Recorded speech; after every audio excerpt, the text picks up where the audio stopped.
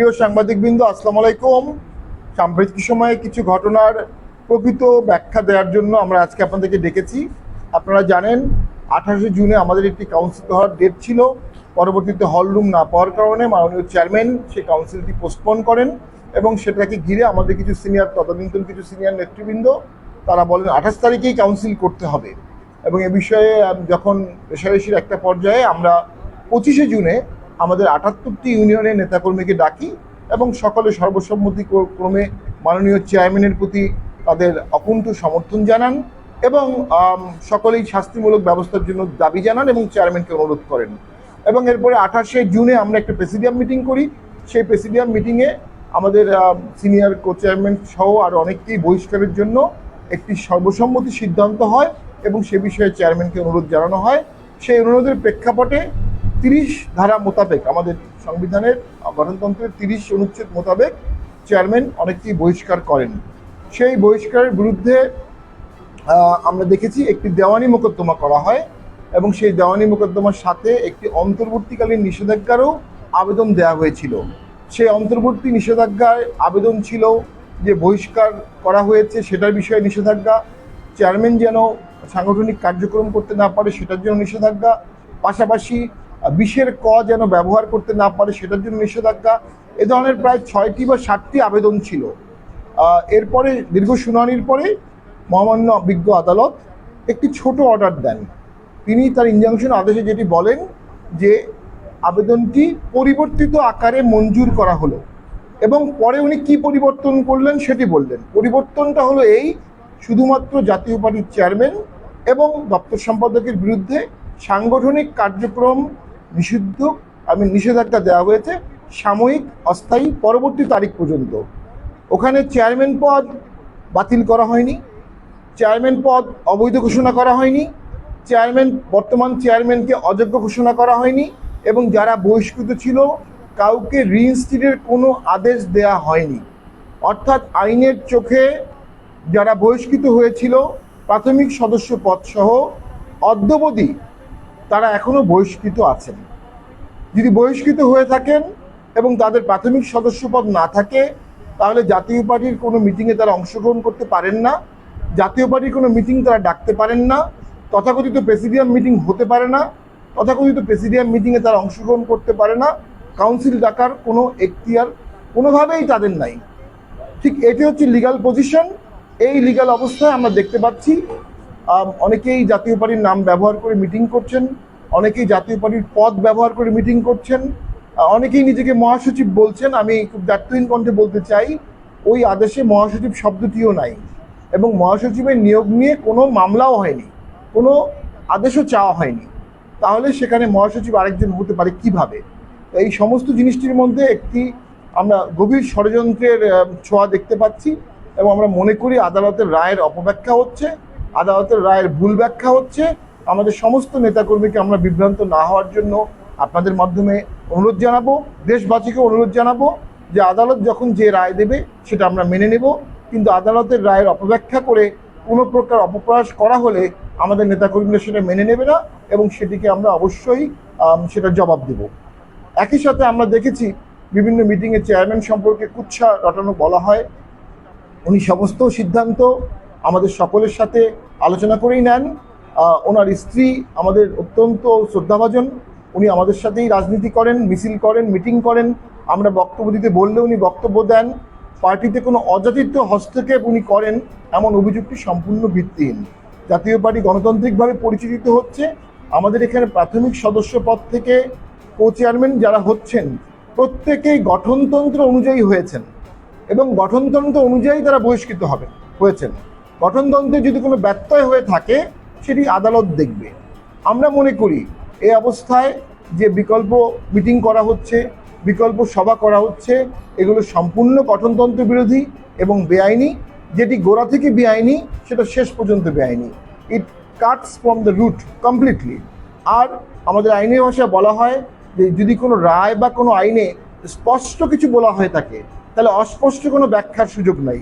যেহেতু রায়ে স্পষ্ট করে বলেছেন যে পরিবর্তিত আকারে 1 এবং 2 নাম বিবাদীকে সাময়িকভাবে পরবর্তী তারিখ পর্যন্ত নিষেধাজ্ঞা দিয়ে বাড়িতে করা হলো, এর বাইরে এখানে আর কোনো ব্যাখ্যা করার কোনো সুযোগ নাই। এই সুযোগটি যারা ব্যাখ্যা করছেন, অপব্যাখ্যা করছেন, ভুল ব্যাখ্যা করছেন এবং এটি আদালত অবমাননার শামিল।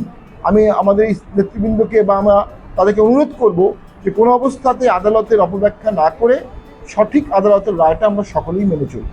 আমাদের এই আদেশের পর থেকে মাননীয় চেয়ারম্যানও আইনের প্রতি শ্রদ্ধা জানিয়ে তিনি কিন্তু দৃশ্যমান সাংগঠনিক কার্যক্রম আপাতত করছেন না। আর পাশাপাশি অবশ্যই রাজনৈতিক বিষয় আদালতে গেলে খুব সতর্কতার সাথে দেখা উচিত। আমাদের দেশে সুনামি হয়ে গেছে রাজনৈতিক বিষয়ে আদালত নাক গলানোর কারণে। বিচার বিভাগকে এটা মনে রাখতে হবে। আমার বক্তব্য শেষ। আপনাদের কোনো প্রশ্ন থাকলে বলতে পারেন। আপনারা কিছু অ্যাড করেন পরে।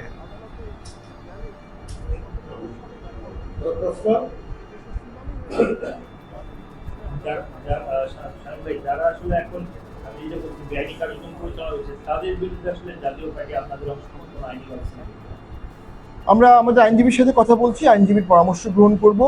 যদি কোনো কন্টেম্পটের বা ভায়োলেশন মিসকেস করার প্রয়োজন হয় অথবা কোনো ইনজাংশন আবেদনের প্রয়োজন হয়, আমরা আইনজীবীর পরামর্শ অনুযায়ী এই কাজটি করব। পাশাপাশি আমাদের দ্রুত প্রেসিডিয়াম মিটিং ডাকা হবে, সেখান থেকেও আমরা মতামত নিব। প্রেসিডিয়াম মিটিংয়ের ভিত্তিতে আমরা কাজ করব। জি, অনেকদিন আগে বেশ কয়েকদিন আগে আমরা চাই করছিলাম যে বিভিন্ন একটা আপনাদের যে মতামত নেওয়া বিভিন্ন আপনার বাড়ির পক্ষে কোনো রকম সহযোগিতা করা এতদিন পরে সেটাই আপনাদের মনে হলো যে ব্যাখ্যা দেওয়া দরকার। জি, এটার কারণ হচ্ছে আমরা সার্টিফাইড, কেন দিলেন না? জি আমি বলছি, আমরা সার্টিফাইড কপিটা হাতে পাইনি। আমরা সার্টিফাইড কপিটা পেয়েছি, পাওয়ার পরেই আপনাদেরকে লিখেছি। সার্টিফাইড কপিটা না পাওয়া পর্যন্ত আসলে আমরা বলতে পারছিলাম না, কারণ অনেকে বলছিল এই ধরনের রায় দিয়েছে, অনেকে বলছিল এই ধরনের রায়। নিজের চোখে সার্টিফাইড কপি দেখে আমি এটা বলতে পারি, আমার কাছে এখন সার্টিফাইড কপিটা আছে, এই জন্য একটু সময় নিয়েছি আমরা। জি জি, ডিরেকশনটি যেটা বলা হয়েছে 1 এবং 2 নং বিবাদীর বিরুদ্ধে শুনানি অন্তে দরখাস্তটি পরিবর্তিত আকারে মঞ্জুর হলো এই আদেশ দ্বারা। এই আদেশ দ্বারা হচ্ছে অপারেটিভ পার্ট। এই আদেশ দ্বারা 1 নং বিবাদী ও 2 নং বিবাদীকে সাংগঠনিক কার্যক্রম থেকে নিষেধাজ্ঞা পরবর্তী তারিখ পর্যন্ত দেওয়া হলো। ঠিক এইটুকুই অর্ডার, পরবর্তী শুনানি পর্যন্ত, ধার্য তারিখ পর্যন্ত। সেই ধার্য তারিখ সামনে একটি আছে, তারপরে আবার থাকবে। এটা সম্পূর্ণ অস্থায়ী এবং আমার দৃঢ় বিশ্বাস আমরা ন্যায় বিচার পাবো এবং আমাদের মাননীয় চেয়ারম্যান অতি সম্প্রতি ইনশাল্লাহ পরিপূর্ণরূপে তো সাংগঠনিক কার্যক্রম করতে পারবেন আইনের শাসনের মাধ্যমে।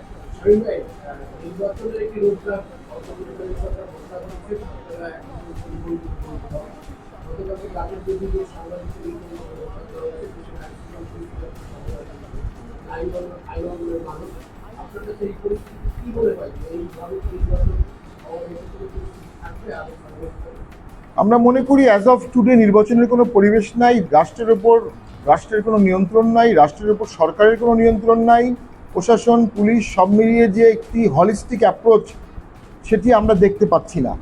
এরকম ভঙ্গুর একটি রাষ্ট্র ডে টু ডে ওয়ার্কস করাই খুব কঠিন, সেখানে নির্বাচন তো অনেক বড় যজ্ঞ। নির্বাচনে 18 লক্ষ সরকারি কর্মচারী সবাইকে ইনভলভ করতে হবে। আমরা ব্যক্তিগতভাবে মনে করি অ্যাজ অফ টুডে নির্বাচনের কোনো পরিবেশ সৃষ্টি করতে সরকার সচেষ্ট হয়নি। তবে সরকার বলেছে তারা নতুন ইনিংস শুরু করছে আজ থেকে। আমরা দেখতে চাই এই নতুন ইনিংসের ব্যাটিং কেমন হয়, বোলিং কেমন হয়, ফিল্ডিং কেমন হয়। এগুলো দেখার পরেই আমরা নির্বাচনের ব্যাপারে সঠিক মন্তব্য করতে পারবো। তবে আমার মনে হচ্ছে সরকার এতদিন নির্বাচনের করার ব্যাপারে বা নির্বাচনের পরিবেশ সৃষ্টির ব্যাপারে কোনো সচেষ্ট ছিল না। এখন থেকে যদি সচেষ্ট হয়, হয়তো বা 6 মাসে পরিবেশ করা সম্ভব। সেটি সদিচ্ছার উপর নির্ভর করবে।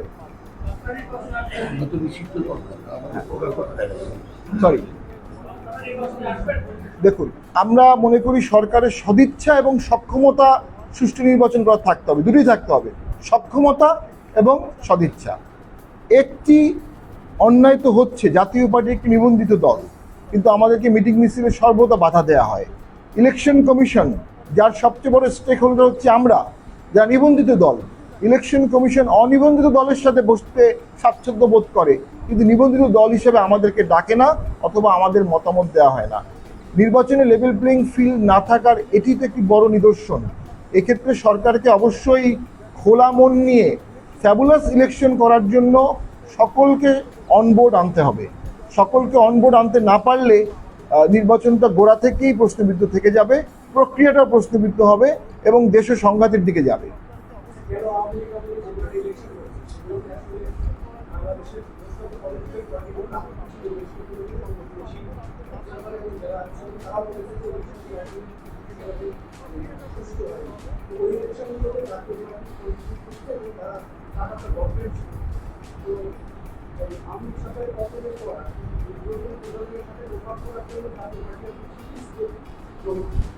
জি ধন্যবাদ। আমি মনে করি আমাদেরও অনেক ভুল আছে, দোষ আছে, সকল দলেরই ভুল আছে, দোষ আছে। 14 সালে আমরা জেনুইনলি ইলেকশন বর্জন করেছিলাম, আমাদের এই টেবিলে যারা আছেন সকলেই বর্জন করেছিলেন এবং এরশাদ স্যার দেশকে গণতন্ত্রকে বাঁচানোর জন্য এরশাদ স্যার এবং জিএম কাদের নিজের জীবনের ঝুঁকি নিয়ে উনি 14 সালে বর্জন করেছিলেন। পরে ওনাকে সিএমএইচে নিয়ে আটক করে রাখা হয়েছিল এবং এরপরে 18 সালের যে ভোটটি হয় সেখানে সকলেই অংশগ্রহণ করেছিল, সেটিও প্রশ্নবিদ্ধ ইলেকশন, আমি অস্বীকার করব না। আমরা এখন সামনে জনগণ যেটা চাবে সেই জনগণের মনের ভাষায় কথা বলে রাজনীতি করতে চাই। পাশাপাশি বিগত জুলাই আন্দোলনের কারণে স্বাভাবিকভাবেই দেশের তারুণ্যের একটি এম্পাওয়ারমেন্ট ঘটেছে।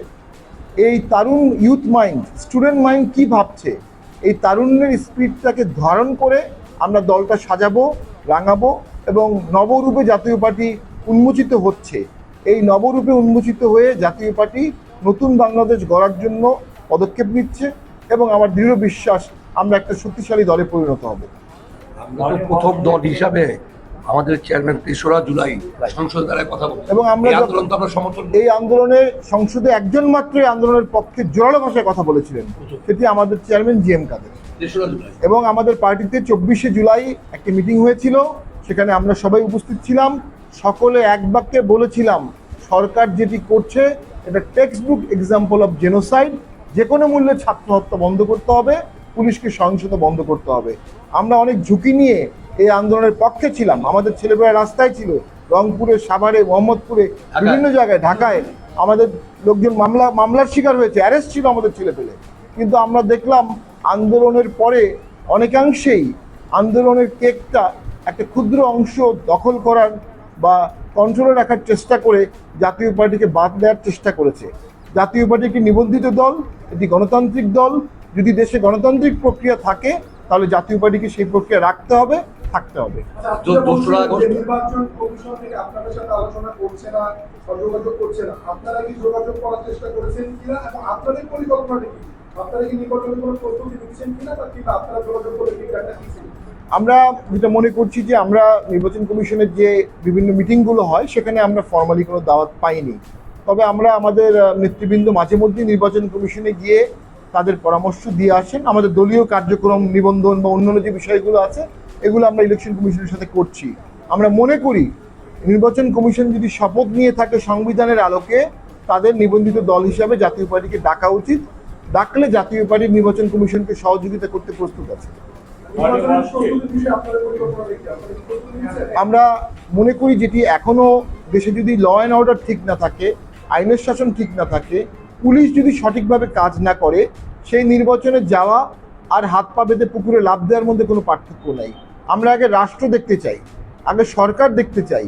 একটা নির্বাচনের সময় যে শক্তিশালী সরকার প্রয়োজন, উদার সরকার প্রয়োজন, লেভেল প্লেইং ফিল্ডের নিউট্রাল সরকার প্রয়োজন, সেই সরকারের দিকে যদি বর্তমান সরকার যায় তাহলে আমরা অবশ্যই নির্বাচনের ব্যাপারে চিন্তা ভাবনা করব। জাতীয় পার্টি নির্বাচনে সবসময় অংশগ্রহণ করতে আগ্রহী। জি, আমার প্রশ্নটা হচ্ছে যে ইতিমধ্যে যারা বহিষ্কৃত হয়েছেন তাদের একজনকে ভারপ্রাপ্ত দলের ভারপ্রাপ্ত চেয়ারম্যান হিসেবে ঘোষণা করা হয়েছে এবং আগামীকাল তারা কাউন্সিলেরও সকল প্রস্তুতিও তারা সম্পন্ন করেছে। কিছুক্ষণ পরে তারা সংবাদ সম্মেলন করবেন। তো এই বিষয়ে আসলে আপনাদের দলীয় ভাবনাটা কি, আপনারা কি করবেন বা আপনারা? আর দ্বিতীয় হচ্ছে যে জাতীয় পার্টি কি তাহলে নভেম্বরের মতো ভাবে? আমরা মনে করি আমাদের গঠনতন্ত্র যেটি বিগত কাউন্সিলে পাশ হয়েছে এটি আমাদেরকে ফলো করতে হবে সবাইকে। গঠনতন্ত্রের 20(2) খ যেটা বলছে, আমি পড়ে শোনাই। ভারপ্রাপ্ত চেয়ারম্যানের দীর্ঘ সময়ের অনুপস্থিতিতে চেয়ারম্যান পার্টিতে সিনিয়র কো চেয়ারম্যান কিংবা কো চেয়ারম্যান পদে কেউ দায়িত্বে থাকলে তাহাকে অন্যথায় প্রেসিডিয়ামের একজন সদস্যকে ভারপ্রাপ্ত চেয়ারম্যান মনোনীত করিতে পারিবেন। অর্থাৎ চেয়ারম্যান ভারপ্রাপ্ত চেয়ারম্যানকে মনোনীত করিতে পারিবেন দীর্ঘ অনুপস্থিতি থাকলে। চেয়ারম্যান এখন দেশে আছেন, হসপিটালেও নাই, অফিসে আসছেন, উনি অনুপস্থিত না, আর উনি কাউকে ভারপ্রাপ্ত চেয়ারম্যানের দায়িত্ব দেননি। চেয়ারম্যান ভারপ্রাপ্ত চেয়ারম্যান হিসেবে কাউকে দায়িত্ব না দিলে অন্য কোনো পন্থায় ভারপ্রাপ্ত চেয়ারম্যান হওয়ার কোনো বিধান আমাদের গঠনতন্ত্রে নাই। তার মানে এই পুরো বিষয়টা গোড়া থেকেই বেআইনি, গোড়া থেকেই গঠনতন্ত্র বিরোধী এবং আদালতের রায়ের বিরোধী। এবং আগামীকাল যে সন্ধান হচ্ছে সেই বিষয়ে আসলে আপনারা কি আমাদের মূলধারার নেতৃবৃন্দ কেউ সে কাউন্সিলে যাবে না। আমরা মনে করি আমাদের প্রতিপক্ষ যারা আমাদের সাথে একসাথে রাজনীতি করেছিলেন, শিষ্টাচারের কারণে তারা এই কাউন্সিল থেকে নিজেদের বিরত রাখবেন এবং ভালো নজির স্থাপন করবেন। এই কাউন্সিল আহ্বানটি আমি মনে করি রাজনীতিতে কোনো সুবাতাস দিবে না অবৈধ। এবং অবৈধ, সম্পূর্ণরূপে অবৈধ। আমাদের জাতীয় পার্টি কি নভেম্বরের মধ্যে ভাঙল? জাতীয় পার্টি নভেম্বর বা মতানৈক্যে 7 বার ভেঙেছে, তবে যারাই জাতীয় পার্টি ভেঙেছে তারা কেউ এখন পর্যন্ত সফল হতে পারেনি। যারা জাতীয় পার্টি ভেঙেছে অনেকেই দেশবর্ণ রাজনীতিবিদ ছিলেন বা এখনো আছেন, তাদের দলটি আলটিমেটলি 1টি বা 2টি এমপির দলে পরিণত হয়েছে। এরশাদের জাতীয় পার্টি, জিএম কাদেরের জাতীয় পার্টি, মূলধারার জাতীয় পার্টি টিকে ছিল, আছে, থাকবে, এবং আমার বিশ্বাস অন্য সমস্ত ষড়যন্ত্র এখানে ভঙ্গুর হয়ে যাবে। ধন্যবাদ। সাংবাদিকদের হত্যা করা হয়েছে, তীব্র নিন্দা জানাই। সাংবাদিকরা 4th পিলার অফ গভর্নমেন্ট, সেই পিলারে যখন আঘাত আসে এটি রাষ্ট্রের সর্বোচ্চ সতর্কতা দেওয়া উচিত ছিল যেন কোনোভাবেই সাংবাদিকদের কোনো নির্যাতন না হয়। তো আপনাদের সবাইকে ধন্যবাদ। আপনারা কেউ কিছু বললে কিছু বলেন, না, কি বলবো? বলেন। আপনারা কি এই প্রক্রিয়াটা চলছে এই জিনিসগুলো ষড়যন্ত্রের অংশ মনে করেন কিনা বা ষড়যন্ত্র যদি তীব্রকারী ষড়যন্ত্র করেন? যে 9 বার বা 8 বার জাতীয় পার্টি ভেঙেছে, প্রতিবারই আমরা দেখেছি সরকারি ইন্ধনেই ভেঙেছে, রাইট অর রং। তো আমরা মনে করি যে এটি গভীর ষড়যন্ত্রের একটি অংশ। জিএম কাদের দেশের পক্ষে কথা বলছেন, জিএম কাদের গণতন্ত্রের পক্ষে কথা বলছেন, জিএম কাদের সরকারের গঠনমূলক সমালোচনা করে সরকারকে সহযোগিতা করছেন, কিন্তু যেই সরকারে থাকে তারাই এই সমালোচনাটা সহ্য করতে পারে না, আমরা দুঃখের সাথে দেখেছি। এবং বিগত সময়ে জিএম কাদেরকে 7 মাস না 6 মাস ইনজাংশন দিয়ে তার মুখ বন্ধ রাখা হয়েছিল। এ আমলেও তাকে ইনজাংশন দেওয়া হলো। রাজনীতিবিদের মুখ বন্ধ করার যে একটি অপসংস্কৃতি বিগত সরকারে আমরা দেখেছিলাম, তার ধারাবাহিকতা কি এখনো চলছে? এই অন্যায় তো গ্রহণযোগ্য না। আমরা মনে করি এই বিষয়ে সরকারের বাক স্বাধীনতা হরণ হচ্ছে, এ বিষয়ে সরকারেরও সচেষ্ট হওয়া উচিত যেন এই ধরনের কোনো কালিমা সরকারের গায়ে না লাগে যে সরকার মুখ বন্ধ করে দেওয়ার চেষ্টা করছে, বাক স্বাধীনতা রুদ্ধ করার চেষ্টা করছে। কিছু বলেন, 1 মিনিট আপনি বলার পর আর বলা একটু বলেন।